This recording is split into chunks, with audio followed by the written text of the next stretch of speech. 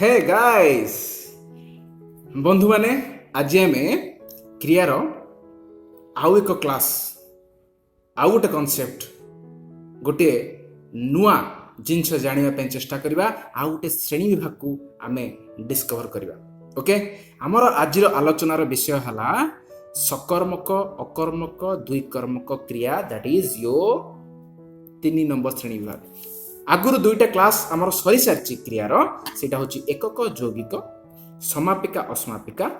तार आमे ऑलरेडी उदाहरण सह बहुत डिटेल रे हम तक पढ़ी सारचे। खाली वीडियो जाइए आपण देखि दियंतु you will be clear about everything. ठीक अछि केवल ए वीडियो गुडा को आपण कवर करके जानतु और 2019 मसियार पीओ को अटेंड करिया पे चेष्टा करंतु इजीली ताको सॉल्व करबे। नो डाउट मु ताको कवर करिवि पीओ सबु शेष माने सबु हमर क्लास सरला परे मु 100टा जाक एमसीक्यू को सॉल्व करबी विथ आवर कांसेप्ट। आ आपण एन्श्योर्ड होंतु जे आपण ए वीडियो को कवर करला परे एमिति किछि भी कांसेप्ट बंचिवनी जो थ्री कि आपण पीओ को सॉल्व करि परिबे नाही। And OPSC ask questions strictly to the syllabus. ठीक अछि तो आमे सिलेबस बाहर को कोनोसी परिस्थिति रे मते बाहर को जिबा नाही। एंड आज आमे हमर क्लास को आरंभ करिया। क्रियार 3 नंबर श्रेणी विभाग सकर्मक अकर्मक द्विकर्म। जना जाउछि जे सकर्मक अकर्मक द्विकर्मक ता भितरे गोटी पद अछि कर्म। गोटी पद कोन अछि कर्म। सकर्मक माने कर्म सहित अकर्मक माने कर्म रहित द्विकर्मक माने दुईटा कर्म। से मुझे लिखी कर्म सकर्मक येस अच्छी अकर्मक नहीं कर्म ही नहीं द्विकर्मक दुईटा कर्म। तो एक कर्म बोलिया जिनिसटा कौन कर्म माने कौन कर्म को चिन्हिबा किपरि सबटु बड़ा क्वेश्चन तो सेटा। चलंतु आज ही इंपोर्टेंट क्लास रे यही इंपोर्टेंट कांसेप्ट को आज आमे पूरा पूरी भल से ताकू डाइसेक्ट करबा। Okay let's proceed. उदाहरण बापा गीता पढ़ुछंती। ओके ठीक अछि ताकू जब हमें क्वेश्चन करबा क्रिया को नहीं कि बापा कौन पढ़ुछंती क्रिया को नहीं कि हमें क्वेश्चन करछे कौन बोली क्वेश्चन करछे बापा कौन पढ़ुछंती उत्तर कौन आसीबो हां गीता पढ़ुछंती। शिक्षक छात्र को मारिले शिक्षक काहा को मारिले छात्र को मारिले। मु कटक जाउछि मु कुआडे जाउछि मु कटक जाउछि। तो कौन काहाकू कुआडे प्रयोग करी आमे जेउ सब उत्तर पाइले ताकू आमे कौन बोली कहिबा ताकू आमे कर्म पद बोली कहिबा। ता माने प्रथम वाक्य रे गीता होची कर्म पद द्वितीय वाक्य रे छात्र होची कर्म पद तृतीय वाक्य रे कटक होची कर्मपद। कर्मपद माने कौन भी बुझिले आमे चलंतु रिपीट करिबा। क्रिया को धरी कौन काहाकू कुआडे प्रश्न कले जहा उत्तर मिले सेटा होची कर्मपद। Now it is clear. ए तीनिटा क्रियापद को धरी ए तीनिटा को नहीं कि हम जदि प्रश्न कले जहा भी उत्तर मिलुची सेटा होची हमर कर्मपद। एबे हमें बाछि परिबा बहुत सहज रे कर्मपद काहा को कहिबा। ठीक अछि जना पड़ी गला। हेले ए सब वाक्य रे कोन अछि गोटिए गोटिए कर्म अछि सेति में हम कोन कहिबा सकर्मक क्रिया। ए सब जगह कर्म अछि सकर्मक क्रिया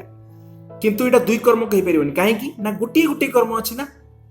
अकर्मक नुह काहे कि ना कर्म अछि सकर्मक ऑलरेडी हे गलानी तो अकर्मक नुह। तो ए सब जिनस हम केमति जानिबा कोडा अकर्मक कोडा द्विकर्मक चलंतु उदाहरण रे देखिबा। किंतु ता पूर्वरु गोटे हिडन ट्रेजर आपनको पई हिडन कांसेप्ट कोन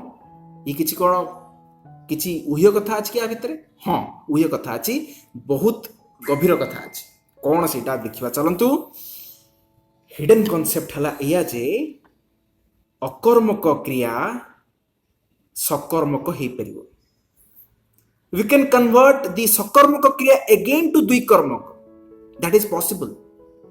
केमती हबो अकर्मक जते बेले हमर प्रेरणार्थक क्रिया रे परिणत हबो सेते बेले हमर एडा हबो सकर्मक। सकर्मक जते बेले प्रेरणार्थक क्रिया हबो सेते बेले द्विकर्मक। जिते पर्यटन आम उदाहरण देखने ना ये सब आम किसी भी क्लीयर हम ये आम भल भाव जाने ओडिया गोटे एमतिया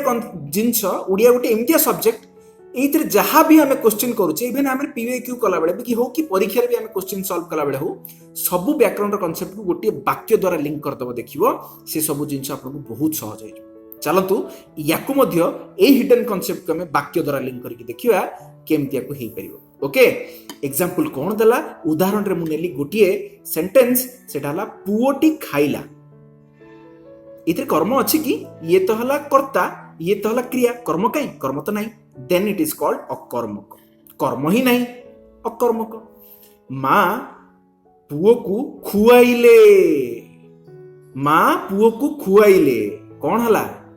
सकर्मक हला अकर्मक इज कन्वर्टेड टू सकर्मक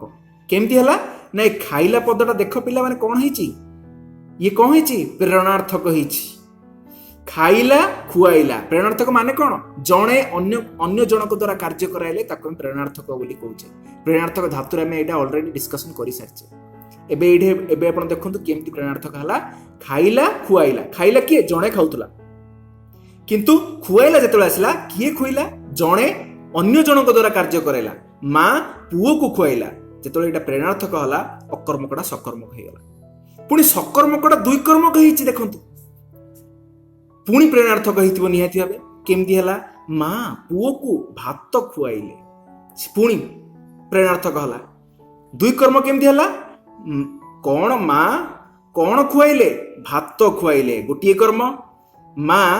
काहाकू खुआइले पुओ को खुआइले आउ गोटे कर्म दुई कर्म कहला ना कर्म नंबर 1 कर्म नंबर 2 कौन काहाकू कुआड़े आम क्वेश्चन कले ये जहाँ आसो से कर्म आम आगु पढ़ीचे है तो माँ कौन काहाकू खुआइले पुओ को खुआइले कर्म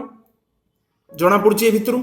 तो अकर्मक प्रेरणार्थक हला बोली सकर्मक हला सकर्मक प्रेरणार्थक हला बोली द्विकर्मक हला ए तीनटा सेंटेंस मन रखि दियंतु परीक्षा रे जहाँ भी क्वेश्चन आसु ये कॉन्सेप्ट को लेकिन आप बहुत सहज सॉल्व कर दी पारे ठीक अच्छे चलतु जीवा ताले ए सकर्मक अकर्मक को आमे इंग्लिश रे कौन बोली कहूचे दैट यू ऑलरेडी नो सकर्मक इज ट्रांजिटिव वर्ब अकर्मक इज इंट्रांजिटिव वर्ब आपने जानिथिले एबे जानंतु एटा को आमे ऑलरेडी यूज करूचे कोदरे यूज करूचे passive voice and active voice ठीक अछि तो एटा मु एथि पे कहूची English translation why it is important काहे कि ना जेतले आमे इंग्लिश को डिस्कशन करबा बा इंग्लिश क्वेश्चन को सॉल्व करबा सेते बेले ए कांसेप्ट को जदि जानि जाय आमे सेटा को सॉल्व करिया हमको सहज हो कर्तृवाच्य कर्मवाच्य आ कुडी रे पढिचे कर्तृवाच्य माने होची एक्टिव वॉइस कर्मवाच्य माने होची पैसिव वॉइस ए दीटा से भलिया लिंक हिची चलंतु एबे आउ गोटे बहुत इंपोर्टेंट कांसेप्ट देखिबा सकर्मक अकर्मकर जेतेबेले दुईटा कर्म आसे जेतेबेले दीटा धातु आस्तला पिला माने हम कोन देखतिले गोटी मुख्य धातु गोटी गौण धातु जेतेबेले दीटा धातु आसे सेमति दीटा कर्म रहिले सेथरे गोटी रहबो मुख्य कर्म आ गोटे रहबो गौण कर्म तो केमति चिन्हिबा माँ शिशु को दूध पियाउछन इडा हला गोटे उदाहरण माँ शिशु को दूध पियाउछन माँ कोन पियाउछंती दूध पियाउछन माँ काहा को पियाउछंती शिशु को पियाउछन तो दीटा रहिला ना कर्म बास क्रियापदर पूर्वरु जे कर्म आसे ठीक पूर्वरु ताक हमें कहूचे मुख्य कर्म and that should be non living these are the conditions you can identify whether a कर्म इज मुख्य कर्म और गौण कर्म जेते लिविंग हबो आउ इंस्टेंटली क्रियापद पूर्वरु आसु नथिबो बा मुख्य कर्मर पूर्वरु थिबो ताक हम कोन कहूचे गौण कर्म मुख्य गौण कर्म आउ कौन जिनस अच्छी क्यारेक्टरिस्टिक भितर द्वितीय विभक्ति चिन्ह अच्छी द्वितीय विभक्ति चिन्ह माने ए कु होची गोटे द्वितीय विभक्ति चिन्ह डोंट वरी विभक्ति माने कोन आमे याको आउ गोटे क्लास रे बहुत भल से बुझिबा खाली एबे पे मन रखंतु जे हमर गौण कर्म रे द्वितीय विभक्ति चिन्ह रहे वेरेज हमर मुख्य कर्म रे द्वितीय विभक्ति चिन्ह रहे नाही देखंतु दूधर किछ अच्छी सी तो जेमति सेमति यूज हेछि ठीक अछि क्रियापदर पूर्वरु बसे मुख्य कर्म बस बसिची क्रियापद कोटा एटा ठीक ता पूर्व कोटा अछि मुख्य कर्म ता पूर्व कोटा अछि गौण कर्म तो क्रियापद ठीक पूर्व मुख्य ता पूर्व गौण गौण हला हमर लिविंग जोटा मुख्य सेटा होछि नॉन लिविंग एबे बुझी हला दुई कर्मकर केमती कौन व्यवहार आम कर दुईटा कर्म को केमती डिविजन कर